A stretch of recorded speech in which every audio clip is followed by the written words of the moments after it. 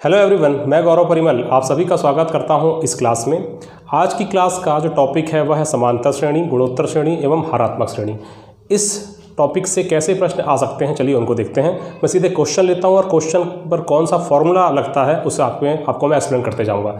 तो पहला क्वेश्चन है, श्रेणी 3, 5, 7, 9 का 10वां पद ज्ञात कीजिए। तो हमारे पास जो श्रेणी है 3, 5, 7 और 9, इसका 10वां पद ज्ञात करना है। अब सबसे पहली बात तो हमें पहचानने आना चाहिए कि जो श्रेणी है कौन सी श्रेणी है, क्या ये समांतर श्रेणी है, गुणोत्तर श्रेणी है कि हरात्मक श्रेणी है। तो देखिए, समांतर श्रेणी की यह पहचान है कि आप किन्हीं भी दो पदों के बीच का, लगातार दो पदों के बीच का अंतर निकालेंगे वो सेम होना चाहिए। यहाँ 5 में 3 गया 2, 7 में 5 गया 2, 9 में 7 गया 2, मतलब डिफरेंस क्या है, सेम है। डिफरेंस की बात किया मैंने, ठीक है। तो जहाँ पर हम लगातार दो पदों में से डिफरेंस निकालेंगे तो वहाँ अगर हम सेम पाते हैं तो वह क्या होगी, समांतर श्रेणी होगी। और समांतर श्रेणी का जो nवां पद है Tn, nवां पद क्या होता है, Tn a plus n-1 into d, ये होता है। तो 3, 5, 7, 9 का 10वां पद, इसका 10वां पद हमें ज्ञात करना है। तो ये आपका फॉर्मूला है, इस फॉर्मूले को आपको ध्यान में रखना है कि समांतर श्रेणी के nवां पद का फॉर्मूला क्या होता है। तो a plus n-1 into D होता है। 10वां पद हमें निकालना है तो n बराबर क्या हो जाएगा, 10। तो T10 a, प्रथम पद a जो होता है, a क्या है, प्रथम पद है। श्रेणी का जो प्रथम पद है उसे हम a से व्यक्त करेंगे। तो यहाँ प्रथम पद है 3 और n कितना है 10 -1, d कितना है, जो हम डिफरेंस निकालते हैं लगातार दो पदों में से, हम कोई भी ले लो आप, डिफरेंस जो होगा वही आपका d कहलाएगा। d कितना निकला है यहाँ पर 2। तो ये लो 3 प्लस 10 में 1 गया 9 और 9 दूनी 18, ठीक है। तो ये जो 18 और 3 ये हो जाएगा 21। तो इस प्रश्न का आंसर हो जाएगा 21। समांतर श्रेणी का एक सिंपल सा क्वेश्चन जहाँ nवां पद निकालने का फॉर्मूला होता है Tn equal to a plus n-1 into d, ये लो, ठीक है। अगला, यदि समांतर श्रेणी का 9वां एवं 19वां पद क्रमशः 35 और 75 हो तो उस श्रेणी का 25वां पद क्या होगा। देखिए, 9वां पद क्या है, 35 है। इसका मतलब मैं ये लिख सकता हूँ कि T9 बराबर a प्लस 9वां पद है 35, इसका मतलब ये 9-1 इंटू डी, यही होगा। 9वां पद का सूत्र यही होगा और ये दिया गया है 35। T9 का मान हमको दिया गया है 35, तो a प्लस 8d ये हो गया। इसे हम बोल देते हैं इक्वेशन 1। एक और लाइन है कि 19वां पद है 75, 19वां पद T19 बराबर a प्लस 19वां पद कितना है, 75 है। तो ये है 75, ये हो जाएगा a प्लस 18d, इसको मैं बोल देता हूँ इक्वेशन 2। इक्वेशन 1 और इक्वेशन 2 दोनों को हम सॉल्व कर लेते हैं। चलिए दोनों को एक साथ लिख लेते हैं। 35 बराबर a प्लस 8d। अब इन दोनों को मैं क्या करता हूँ, घटा देता हूँ। घटाने से a और a कैंसिल हो जाएगा। 75 में 35 का कितना जाएगा, 40, और ये 18 में 8 गया तो 10। तो यहाँ से हमको d का मान मिल गया 40/10, जो कि कितना होता है, 4, ठीक है ना।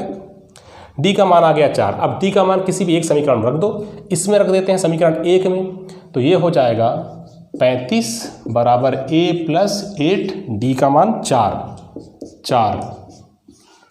तो a प्लस 8 चौके 32 और ये हो गया 35। तो a का मान कितना आ गया, 35 माइनस 32, a बराबर 3। a का मान हमको पता चल चुका है, d का मान हमको पता चल चुका है, कितना है, 4 है। तो हमें निकालना क्या है, 25वां पद। तो 25वां पद हम कैसे निकाल सकते हैं, a plus n-1 into D करके। n का मान कितना हो जाएगा, 25 हो जाएगा, ठीक है। चलिए एक बार इसको n-1 सूत्र के रूप में, ये होता है 25वां पद का सूत्र अगर हम निकालना चाहते हैं तो n बराबर हो जाएगा 25, a का मान कितना हो जाएगा 3, n का मान कितना हो जाएगा 25 है तो 25, और d का मान कितना है 4। तो T25, 25वां पद 3 प्लस 25 में 1 गया 24 इंटू 4, 24 चौके मतलब 24 48, 48 दूनी 96 और 96 और 3 99। तो 25वां पद जो हो जाएगा वो हो जाएगा 99 और ये हुआ इसका हल। समांतर श्रेणी के ऐसे प्रश्न परीक्षा में पूछे जा सकते हैं, इनको हल्के में नहीं लेना है। अगर सिर्फ और सिर्फ फॉर्मूला पता हो तो आप आसानी से इस क्वेश्चन को सॉल्व कर लेंगे, ठीक है ना। चलिए अब हम बढ़ते हैं अगले प्रश्न की ओर। क्या है अगला प्रश्न? इसके बाद फिर गुणोत्तर श्रेणी है, फिर हरात्मक श्रेणी। ज़्यादातर चांस होते हैं समांतर श्रेणी से ही प्रश्न पूछे जाने के। तो अगला जो प्रश्न है 5, 8, 11, 14 ये सीरीज़ है कि 22 पदों का योग क्या है। 5, 8, 11, 14 साफ साफ नज़र आ रहा है कि ये 5 फिर प्लस 8, 11, 14, तो ये क्या है, सब में 3-3 का डिफरेंस है, डिफरेंस बराबर है, क्या है, समांतर श्रेणी है। अब इसका हमें 22 पदों का योग बताना है। 22 पदों का योग, तो ये n पदों का योग का सूत्र लगाना पड़ेगा। n पदों का योग का सूत्र क्या होता है, n/2 2a plus n-1 into d. ये है n पदों के योग का फॉर्मूला, ठीक है, समांतर श्रेणी में। अब 22 पदों का योग निकालना है तो n का मान हो गया 22/2 और a का मान कितना है, प्रथम पद क्या होता है, वही a होता है, ये लो a बराबर 5 और n मतलब 22 -1 d। या डिफरेंस कितना देख रहे हो, 8 है 5 गया 3, 11 में 8 गया 3, तो ये डिफरेंस है जो कि 3 है। ये 2 11 5 दूनी 10 प्लस 22 में से 1 गया 21 और 21 गुणित 3 कर दो। चलो तो उसको हल करेंगे, 10 प्लस 21 दिया 63। अब 63 और 10 73 इंटू 11 कैसे करते हैं, 11 से मल्टीप्लाई, अंतिम अंक लिखो 3, प्रथम पद लिखो 7, 7 और 3 10, 10 का 0 हासिल आई 1, तो 7 में 1 जोड़ देंगे 8। तो इसका जो आंसर आ जाएगा वो हो जाएगा 803, ठीक है। चलिए अगला क्वेश्चन, यदि एक समांतर श्रेणी में चौथा पद 36 है और 11वां पद 78 है तो श्रेणी के 20 पदों तक का योगफल क्या होगा। देखिए समांतर श्रेणी में चौथा पद 36 है तो चौथा पद 36 तब होगा जब मैं इसको, चलिए एक बार लिख लेते हैं, चौथा पद a प्लस n-1 मतलब कि ये हो जाएगा आपका 4-1 इंटू डी। और ये कितना दिया गया है, 36 दिया गया है, ये 36 है, a प्लस 3d, ठीक है। 11वां पद 78 है तो 11वां पद 78 a प्लस 11वां मतलब कि 11-1 इंटू डी, ये है 78 तो a प्लस 10d।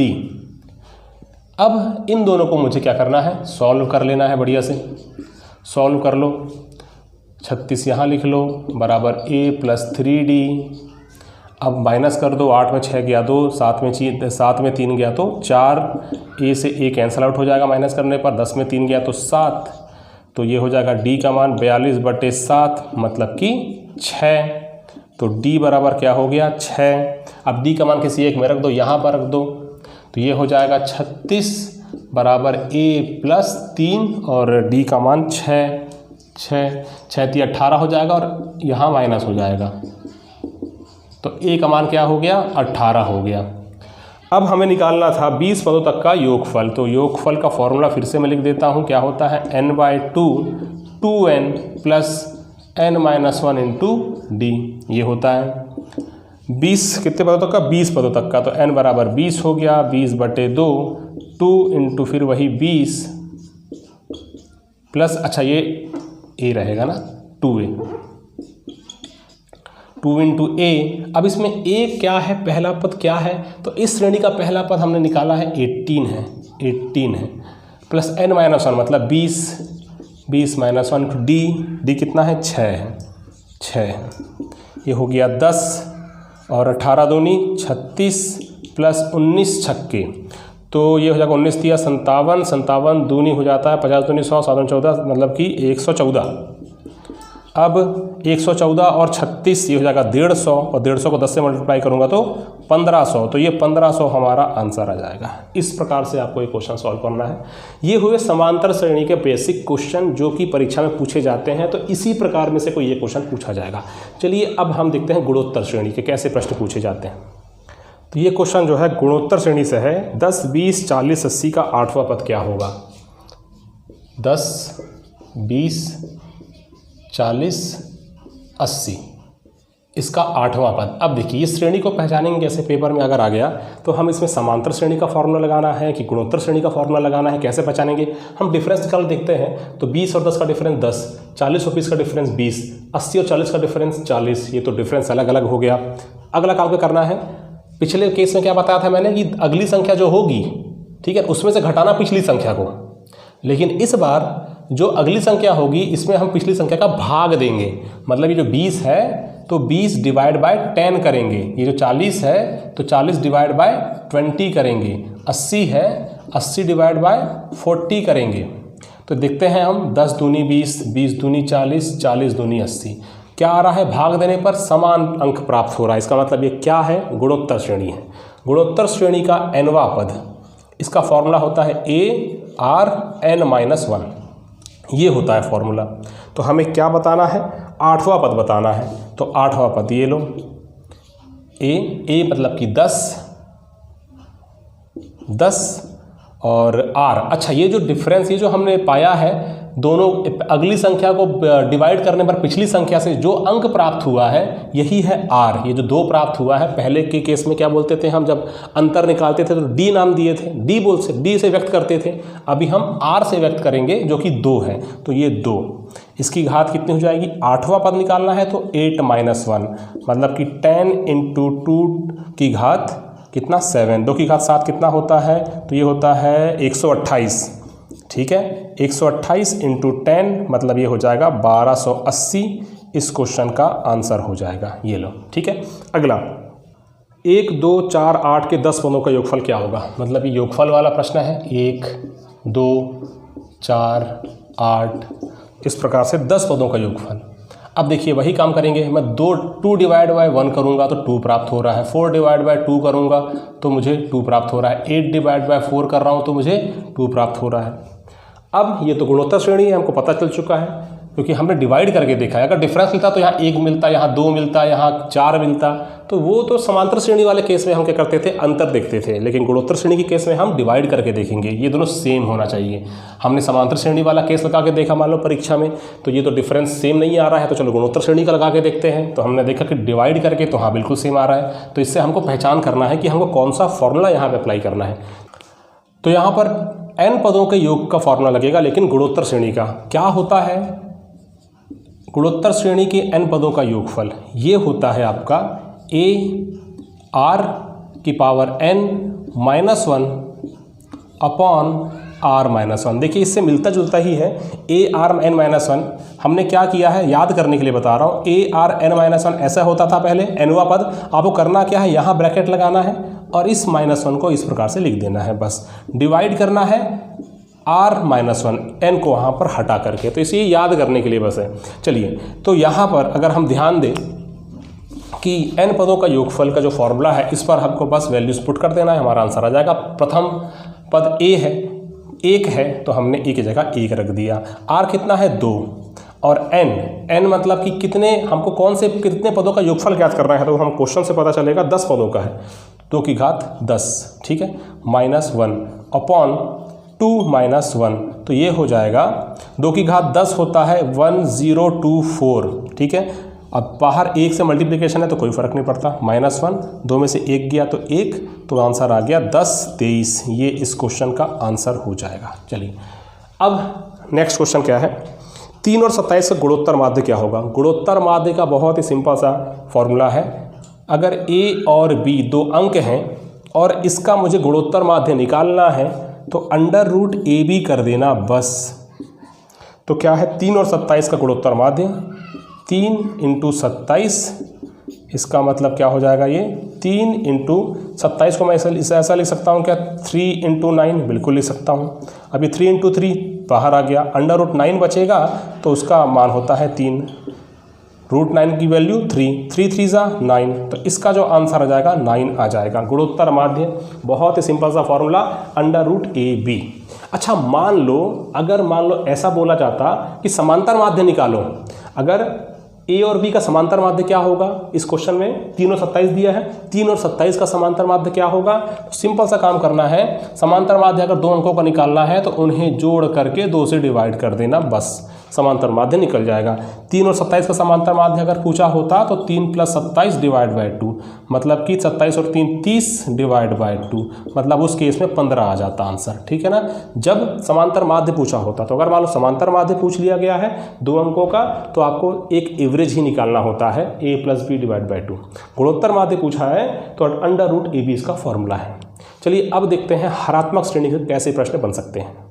तो हरात्मक श्रेणी से प्रश्न पूछे जाने के चांसेस अगर कंपेयर करें समांतर श्रेणी और गुणोत्तर श्रेणी से थोड़े कम है, लेकिन सिंपल से जो क्वेश्चन है उन्हें हम देख लेते हैं कि हरात्मक श्रेणी में कैसे क्वेश्चन बन सकते हैं। दिए गए श्रेणी में 8वां पद क्या है, अब देखिए यहाँ पे 2/11, 1/5 और 2/9। अब इसका हमें बताना है 8वां पद, ये एक हरात्मक श्रेणी है, 8वां पद हमको ज्ञात करना है। देखिए सबसे पहला काम तो हरात्मक श्रेणी कुछ नहीं है, समांतर श्रेणी जो होती है उसमें हमको बस अंश को हर और हर को अंश बनाना होता है, उसको लेकर के सॉल्व कर लीजिए आप, और लास्ट में जो आंसर आएगा उसमें भी वही काम करो, अंश और हर को पलट दो। क्या बोला मैंने, ये जो श्रेणी है आपको इसका 8वां पद निकालना है, तो आपको करना क्या है, अंश को हर, हर को अंश बना दो। जैसे कि 11/2, 5/1 मतलब 5, 9/2। अब ये जो सीरीज मैंने लिख दिया, ये सीरीज हो जाएगी समांतर श्रेणी, ठीक है, ये सीरीज है, ये समांतर श्रेणी की श्रेणी बोलेंगे हम, समांतर श्रेणी है ये। 11/2, 5 और 9/2 मैंने क्या किया, जो एक श्रेणी थी इसको मैंने पलट दिया, पलटने से क्या होता है, वह हरात्मक श्रेणी समांतर श्रेणी बन जाती है। अब इनका डिफरेंस निकालो, 5 - 11/2, ठीक है, 9/2 - 5 क्या होता है, तो 5 दूनी 10 - 11/2, तो 10 - 11/2 मतलब इसका मान हो जाएगा -1/2। 5 दूनी 10, यहाँ सॉल्व करूँगा तो 9 - 10 -/2, 9 - 10/2 ये हो जाएगा -1/2, मतलब कि d का मान कितना आ गया, तो -1/2 आ गया है, ठीक है। अच्छा अगर मान लो इसी क्वेश्चन को हम क्या करते हैं, नॉर्मली सॉल्व करते हैं, 1/5 - 2/11। अभी हमारे दिमाग में क्लिक नहीं हुआ कि हरात्मक श्रेणी से बनाना है, इसको पलटना है। अगर हम नॉर्मली 1/5 - 2/11 करते हैं तो 11 × 5 = 55, 11 × 1 = 11, 5 में से 2 गया, 5 दूनी 10, तो 1/55, ठीक है। फिर यहाँ डिफरेंस निकालते हैं, 2/9 - 1/5, तो 9 × 5 = 45, 5 दूनी 10 -9, तो 1/45। तो जब भी आपको इस प्रकार का अंतर नज़र आ जाए कि गुणोत्तर श्रेणी तो है नहीं है, देखकर समझ में आ रहा है, और समांतर श्रेणी हमने लेके चला तो दोनों का डिफरेंस बराबर नहीं आ रहा है, दोनों केस में देख लीजिए डिफरेंस बराबर नहीं लग रहा है हमें, तो फिर क्या होगा, तब दिमाग में क्लिक करना चाहिए कि हरात्मक श्रेणी हो सकता है। तो हरात्मक श्रेणी कब होगा, जब हम इसको पलट के देखेंगे, तो अंकों को पलट दीजिए, मतलब कि अंश को हर और हर को अंश, इस प्रकार से पलट लीजिए, फिर उसका डिफरेंस निकालिए, और डिफरेंस सेम आ गया, इसका मतलब समझ लीजिए कि ये हरात्मक श्रेणी है जिसको हमको पलट के सॉल्व करना है, समांतर श्रेणी के तौर पे सॉल्व करना है, और लास्ट में जो आंसर आएगा बस उसको एक बार लास्ट में और पलट देना है, लास्ट वाले आंसर को, ठीक है। अब डिफरेंस हमको पता चल चुका है, -1/2 है। ए का मान क्या है वहाँ नहीं देखना है, यहाँ देखना है, पलटने हुए इसमें चेंज वाले में, ये समांतर श्रेणी वाले में। अब इसमें हमको बताना है क्या, 8वां पद। तो हम एक काम करते हैं, 8वां पद हम नॉर्मली समांतर श्रेणी से सॉल्व करते हैं, a + n-1, n मतलब कि यहाँ पर 8 - 1 × d। अब a का मान कितना है, तो 11/2, 11/2 + 7 × d। अच्छा d का मान कितना है, -1/2, -1/2, तो 11/2 + -7/2, तो -7/2 इस प्रकार से मैंने लिख दिया, ठीक है, और कुछ कहीं पे नहीं, तो ये हो जाएगा 2, और 11 में से 7 गया कितना, 4, और ये हो गया 2, तो जो उसका 8वां पद है वो है 2, ठीक है। हमें निकालना क्या था, 8वां पद क्या होगा, तो 2 जो है ये हमारा अभी आंसर नहीं होगा, क्यों नहीं होगा ये दो आंसर? क्योंकि मैंने कहा जो श्रेणी थी, हरात्मक श्रेणी जो थी, उसको हमने क्या किए, समांतर श्रेणी में तब्दील किए, परिवर्तित किए। कैसे करके? अंश को हर को अंश में बदल के। उसके बाद जो हमने समांतर श्रेणी का आंसर लाया है 2, इसको भी अब लास्ट में पलट दो। तो 2 का मतलब क्या बोल सकता हूँ मैं, 2/1। इसको पलटूंगा तो क्या हो जाएगा, 1/2। और ये है आपका आंसर। तो ये थोड़ा सा ध्यान रखना, अगर पेपर टफ करता है तो समांतर श्रेणी गुणोत्तर श्रेणी को छोड़ के हरात्मक श्रेणी दे देगा। हरात्मक श्रेणी भी आपको एक बार में देख करके समांतर श्रेणी ही नजर आएगी, लेकिन डिफरेंस निकालोगे तो पता चलेगा कि यार डिफरेंस तो ऐसा है कि ये बराबर नहीं आ रहा है। फिर डिवाइड करके देखोगे तो उसमें भी बात नहीं बनेगी। क्या करना है, अच्छा समांतर नहीं है, गुणोत्तर नहीं है, तो हरात्मक होगा, तो पलट करके सॉल्व कर लो। पलटोगे तो समांतर श्रेणी रहेगा और जो आंसर आएगा उसको लास्ट में एक बार और वापस पलट दो, बस ये काम करना है। चलिए लास्ट क्वेश्चन क्या है, 1 और 3 का हरात्मक माध्य ज्ञात करना है। अब इस क्वेश्चन में डायरेक्टली सीधे सीधे लिख दिया हरात्मक माध्य। हरात्मक माध्य आप कैसे निकालना, फॉर्मूला लगा लो, सबसे बढ़िया चीज 2ab upon a plus b। तो ये है हरात्मक माध्य का सूत्र। क्या है, a और b, 1 और 3, 1 और 3, तो ये हो जाएगा 3 दूनी 6 और 3 और 1 4, तो 2 दूनी 4, 2 तिया 6, तो इसका आंसर आ गया 3/2। ये इसका आंसर है। ठीक है, इस प्रकार से हमने क्वेश्चन को सॉल्व किया। तो आज की जो क्लास थी यह समांतर श्रेणी, गुणोत्तर श्रेणी और हरात्मक श्रेणी पर आधारित थी। ठीक है, वीडियो को अंत तक देखने के लिए धन्यवाद आपका।